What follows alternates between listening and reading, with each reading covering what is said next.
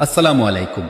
সম্মানিত এলাকাবাসী, আপনাদের অবগতির জন্য জানানো যাচ্ছে যে আদ-দাওয়াহ ইলাল্লাহ ইসলামী যুব সমাজ দেবিননগরের উদ্যোগে তৃতীয় বার্ষিকী এক ইসলামী মহাসম্মেলনের আয়োজন করা হয়েছে। তারিখ 14 জানুয়ারি 2026 ইংরোজ বুধবার। স্থান দেবিননগর হাইস্কুল মাঠ, দেবিননগর, চাঁপাইনবাবগঞ্জ। উক্ত ইসলামী মহাসম্মেলনে সভাপতিত্ব করবেন শায়েখ শফিকুল ইসলাম, প্রিন্সিপাল, আল মাদ্রাসাতুস সালাফিয়া, দেবিননগর, চাঁপাইনবাবগঞ্জ।